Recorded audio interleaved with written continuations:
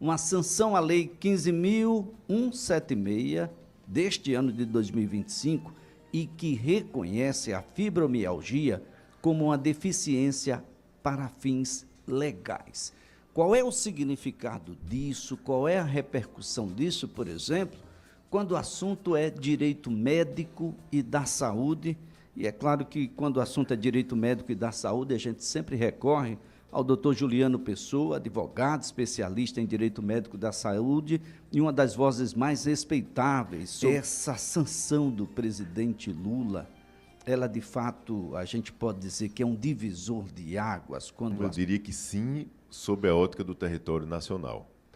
Mas vale enfatizar aqui para quem nos ouve que nosso estado, o estado de Alagoas, já foi pioneiro no reconhecimento desses pacientes, porque desde 2020 nós já temos legislação aqui estadual equiparando essas pessoas às pessoas com deficiências para fins de direitos, mas em que pese isto já ocorrer, eu diria que elas conseguiram somente acessar os direitos mais básicos, como, por exemplo, ser disponibilizado um cartão para que ela estacione em vagas prioritárias, ter acesso prioritário em instituições públicas e privadas, mas no que concerne a tratamento, ou seja, acesso mais amplo à assistência adequada a esses pacientes, ainda existiam muitas barreiras, existem inúmeras barreiras, e a gente espera que com a ratificação agora da legislação federal, que amplia isso para todo o território nacional, que elas tenham uma maior facilidade no reconhecimento desse tipo de condição. Por quê? O grande gargalo de tudo isso, Elias, diz respeito à enorme dificuldade diagnóstica.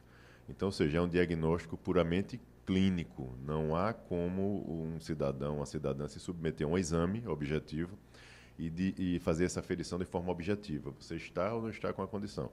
É feito por um especialista. E aí, muitas vezes, essas pessoas encontram grande dificuldade das instituições públicas, em especial, reconhecerem o diagnóstico do médico assistente. Olha só, nós temos, então, aí coisas que ficam um pouco mais acessíveis, as cotas, por exemplo, em concursos públicos, seleções de emprego, isenções que ocorrem por conta de IPI, ICMS, IOF, na compra de veículos que são adaptados, a aposentadoria por incapacidade permanente ou por incapacidade temporária, mediante avaliação pericial, o antigo auxílio-doença. Agora, quando o assunto é saúde, a gente respira fundo, que saindo das fronteiras do estado de Alagoas eram provavelmente inacessíveis. Exatamente, a abrangência era só no nosso estado.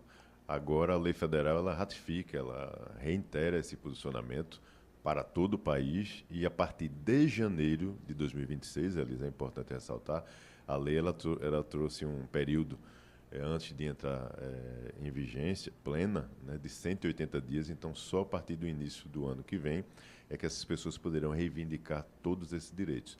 E é interessantíssimo porque a lei federal ela traz um contexto associado ao diagnóstico, que é a grande dificuldade dessas pessoas, como nós falamos.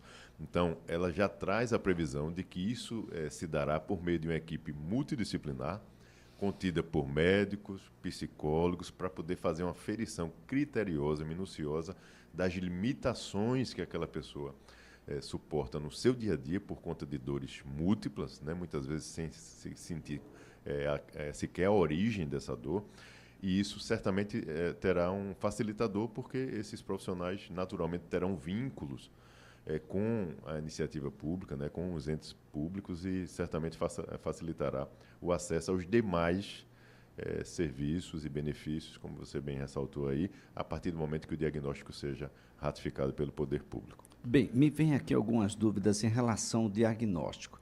Imaginando que alguém hoje já tem o diagnóstico, já faz as suas terapias, mas esse diagnóstico ele foi aferido apenas pelo médico reumatologista, por exemplo. A fim de que isso seja reconhecido como deficiência, ele precisará acessar aqueles demais profissionais a que a lei se manifesta, doutor? Ótima pergunta. Veja, aqui nós temos uma condição atípica, vamos dizer assim, porque nós já tínhamos legislação prevendo. Então, ou seja, o reconhecimento já vem de uma lei desde 2020 que é vigente no nosso Estado. Então, esta condição dele já foi aferida, ele já está em tratamento, como você traz. O legislador federal ele não trouxe por hora, pelo menos em texto de lei, essa minúcia de como se darão esses casos que já existe diagnóstico, se ele precisará ser ratificado, né, por um médico ligado à iniciativa pública, por exemplo, ou se valerá o que ele tem do médico assistente.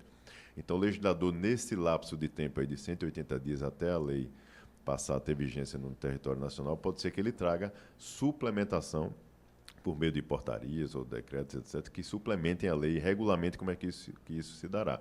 Em regra, se já houve diagnóstico, especialmente aqui em Alagoas, já há lei, já houve diagnóstico, já está em tratamento, não precisaria mais qualquer tipo de medida, porque ele já tem o direito de acessar determinadas políticas públicas e assistências. Por outro lado, se for a nível federal, eu quero um benefício do governo federal, por exemplo, e agora isso só me chega por conta da legislação federal. É possível que, de repente, ele precise reiterar essa informação, mas penso eu que com um pouco mais de facilidade, porque ele terá um histórico que, inclusive, será narrado, Elias, por meio do relatório médico, de quem o acompanha atualmente. Então, mesmo que ele precise se dirigir até um outro profissional para poder ser avaliado, ligado ao Sistema Único de Saúde, mas ele levará consigo o seu histórico de tratamento, o seu histórico de diagnóstico e todo o relato que o profissional que o acompanha tem desde então. Então, seria aí de bom alvitre buscar um advogado especializado no tema, doutor, porque não é comum as esferas, pelo menos aqui no estado de Alagoas, federal e estadual, compartilharem provas, perícias, aferições que foram feitas em sede de perícia na Justiça Federal, por exemplo, não são, em regra, aceitas na Justiça Estadual. É como alguém fosse, aferido de que está no transtorno do espectro autista por um perito, ou pela equipe de perícia da Justiça Federal, mas ele não tivesse a mesma condição de autista para a Justiça Estadual e vice-versa. É de bom grado buscar um advogado especialista nessa área que possa ajudá-lo, porque tem muita gente que vai acessar o INSS com documentos da estadual e muito provavelmente vai ser negado daqui a 180 dias essa possibilidade, e os advogados previdenciaristas vão se descabelar em mais perícias, em mais custo para o INSS, que vai ter que pagar procurador, que vai ter que, enfrentar por lá a justiça e mais uma via crucis para quem de fato já tem a doença e sabe que tem, porque é ele quem sente as dores. Eu aproveito para fazer só um adendo do transtorno do espectro autista que você traz, e vale destacar, aqui em Alagoas, por exemplo, a lei estadual que diz que o laudo médico que atesta a condição de autismo tem prazo indeterminado. Esse recado eu acho que é importante também, Alice, porque não é incomum nós nos constatarmos e verificarmos instituições públicas e privadas pedindo reiteração dessa condição semestralmente, trimestralmente, o tempo todo, para uma condição que não se alterará. E nós temos lei que diz que esse prazo é indeterminado. Então, ou seja, é descabida essa solicitação. Então, é importante que as pessoas saibam disso. No tocante a essa questão que você traz da fibromialgia, de fato, isso pode acontecer, e não é incomum também. Seria interessante que houvesse um sistema nacional, né, onde qualquer que fosse o ente, ele conseguisse acessar aquela plataforma e ter acesso às informações inerentes àquele paciente. Isso não funciona aqui, infelizmente.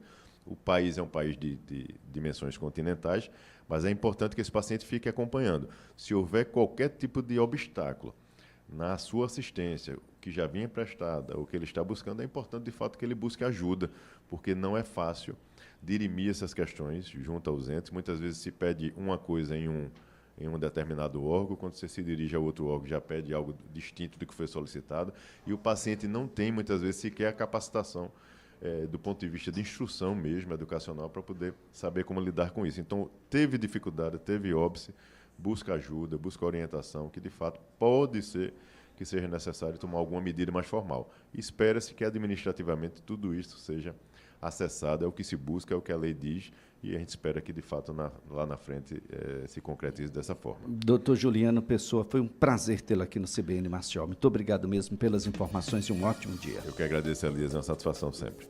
Doutor Juliano Pessoa, advogado especialista em Direito Médico e da Saúde.